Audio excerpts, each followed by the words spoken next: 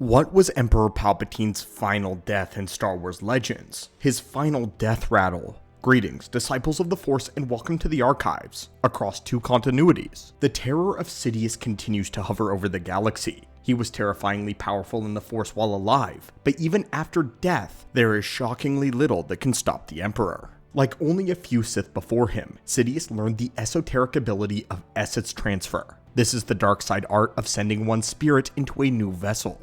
Using this method, a Sith can theoretically live forever. When Palpatine learned of this ability, he heavily relied upon it to stay alive. In his secret citadel on the planet Abyss, he toiled away and had hundreds of younger clone bodies on standby. After his first death at the hands of Lord Vader, Palpatine would transfer his consciousness into one of these bodies with the help of an individual by the name of Saint Pestage, as well as assistance from the ancient Lords of the Sith. During the Dark Empire crisis, Palpatine constantly was transferring himself from one body to the next. This was because the clone bodies could not handle the sheer magnitude that his spirit possessed, and they slowly disintegrated over time. Although Luke Skywalker believed that he had killed the final clone body, there was actually one left though. So how exactly did Palpatine's story really end? What was the final death of the relentlessly immortal Darth Sidious? Well, today, let's explain and analyze Empire's End issue number 2 to finally get closure on Emperor Palpatine.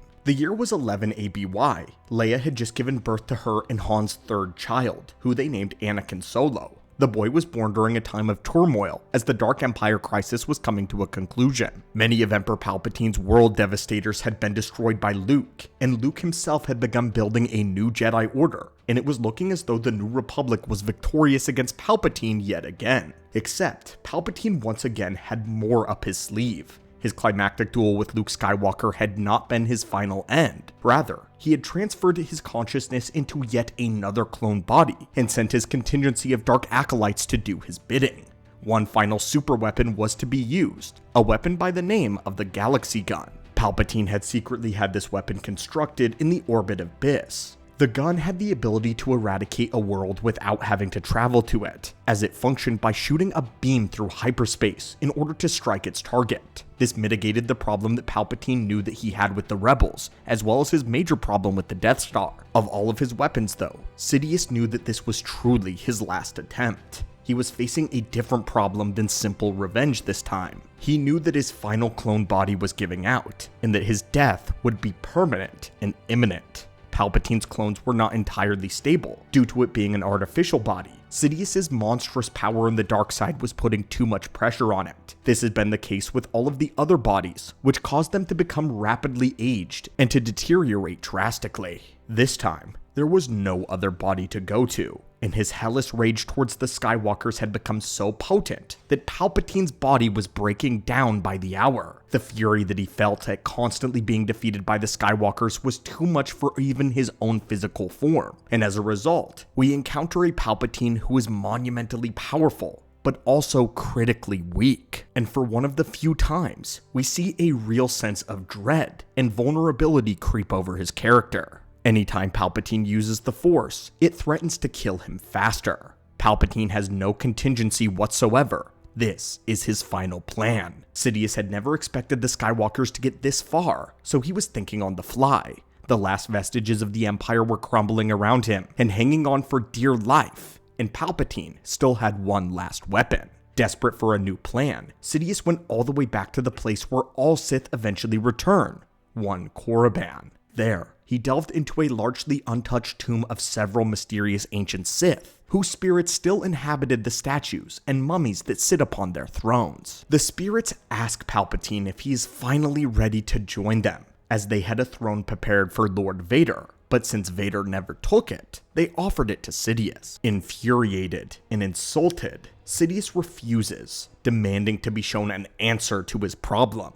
Some of the ancient Sith spirits were apprehensive, believing that they should let the dark side consume Palpatine, teach him a lesson for his folly and his failures to keep his enemies from constantly triumphing over him. But the Sith do something strange. They offer him mercy for once, since he was the last of their existence. If he died, the very order of the Sith would die with him. They hated Palpatine, but they truly did need him. One of the spirits extended out a crystal ball, showing Sidious where his destiny lay. The newborn child of Han and Leia. If the Emperor were to use essence transfer in the body of Anakin Solo, he would get everything that he desired. He would get a new beginning, and all of the strength of the Skywalker blood. The super weapon had forced the fleets of the New Republic to scatter, and the Skywalkers were preparing to go into exile for the time being.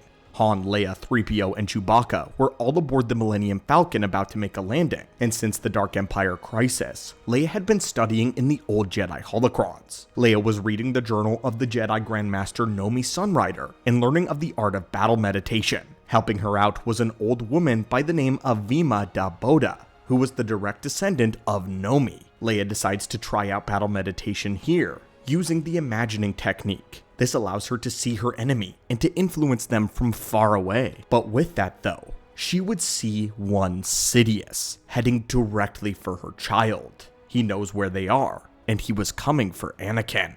Terrified, Leia lashes out at the Emperor with the Force, actually managing to surround him in something like a cage of light side energy. However, Palpatine's flagship, the Eclipse II, comes out of hyperspace right in front of the Falcon, and thus breaks Leia's concentration and frees the Emperor. Though it was a brief moment, we have to acknowledge the latent power of Leia. Yes, the Emperor was in an extremely weakened state, but his power in the Force was still as potent as ever. Just because he couldn't use it to its max potential doesn't mean that it wasn't there. But from an entirely different ship, Leia was able to hold him in place using battle meditation. Even for a short moment, he was in stasis, and it would be Palpatine who would note just how powerful Leia had become. She may not ever finish her Jedi training, but there was no denying that Leia did indeed have all the potential that Luke did, and would have become extremely powerful in her own right. Moving on though, through some clever flying, Han and Chewbacca managed to blast their way out of the Eclipse II's tractor beam, and make it to the surface of the world of Onderon. It would be there where they would finally meet up with Luke. Master Skywalker had also brought with him 2 Jedi, Rafe Yasana, with the other being named Brand. Brand himself was even a survivor of Order 66, and had placed what was left of his physical body into a droid prosthetic body with repulsor lifts instead of legs. Though he could still use the Force and wield the lightsaber, he still was flawed. Luke Skywalker brought these Jedi with him because he decided that since there were no more clone bodies of Palpatine, that death would be too good for him. Luke wanted to take Palpatine into custody and have him stand trial for his crimes. They had all hatched a plan to capture the Emperor, as the rebels combined with the Beast Riders of Onderon would all attack the Emperor's flagship. Luke, Han, and the Jedi flew their way straight into the ship to face the Emperor head on in his throne room. Meanwhile, Leia was keeping the children safe in Iz's city. But this is where Han and the Jedi made it onto the ship. It was here where they were shocked to find that they had been tricked. The dark presence Luke was sensing sitting upon the throne was not in fact the Emperor, but was one of his dark acolytes. Palpatine had actually been taking his shuttle and was going down to the city of Iz using Sith magic to influence the mind of the Queen, making her think that he was a kindly old man. Under his influence, she led the Emperor directly to Leia. Sensing him, Leia lashed out with the Force, hitting Sidious with a wave of energy, managing to knock him back into 2 of his dark acolytes. Sidious cursed and admitted to Leia that her strength was admirable, but only against a weakened form. He would then attack her and C-3PO with his Force lightning to prove that his power was still as strong as ever. Leia was taken out of the fight immediately here, but Sidious was reeling from using his power. Every use of the dark side was killing him faster and faster. He attempted to rip the infant Anakin Solo from the arms of C-3PO, but as soon as he did, the Queen of Onderon took the child, as she had now snapped out of his control. Finally, the Jedi burst into the room.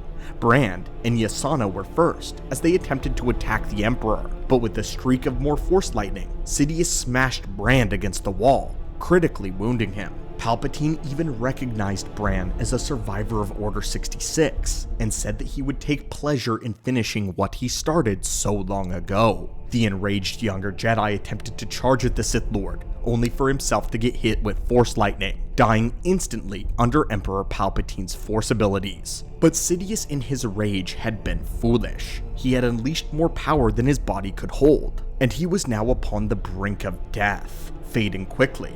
By now, Leia had gotten up and was holding Anakin.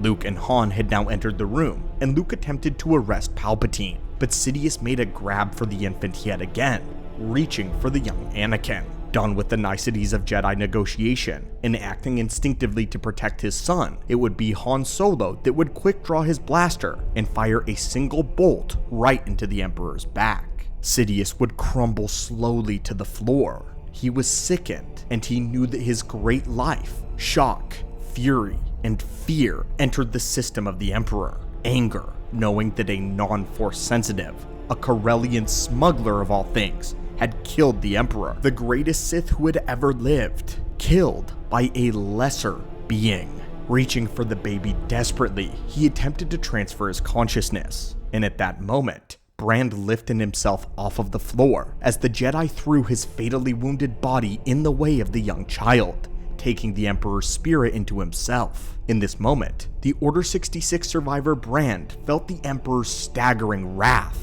and said that he felt as if he was being eaten alive by darkness incarnate. Luke coached him to hang on, to keep the light side, to keep Palpatine trapped. In his final words, the Jedi Brand told Luke Skywalker that he knew that he was dying, and vowed that Sidious would now die with him. There was nowhere left for his spirit to go, despite Sidious's spirit screaming from within, cursing the Skywalker blood forever. The Jedi made sure that his sacrifice was a permanent one, and he would die there, on the floor. In a beam of light, his life, and the life of the Emperor, Sheev Palpatine, Sidious, the Lord of the Sith, the culmination of the rule of two, at long last, was no more.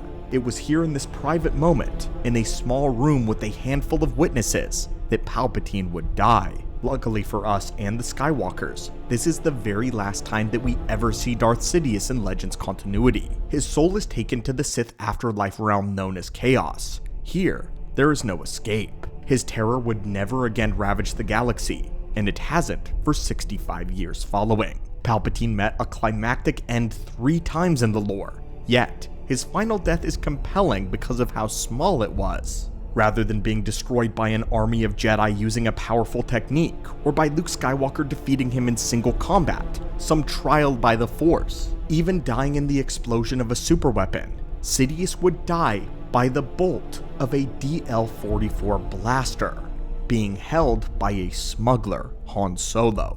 The irony of how small and pathetic Sidious's death actually was, all perfectly illustrates how the dark side will strip everything from you in the end. This means not receiving a satisfactory death from how glorious your life may have been.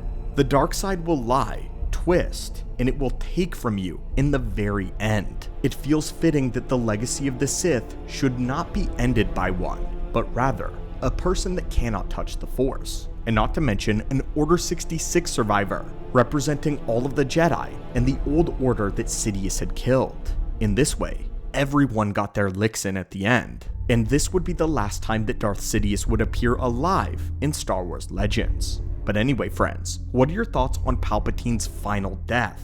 And tell us, do you find it underwhelming? Or are you of the opinion that this was thematically beautiful? That his end should not be glorious, but rather anticlimactic? As always my friends, thank you so much for watching the video and for visiting the archives today, and as always, may the Force be with you.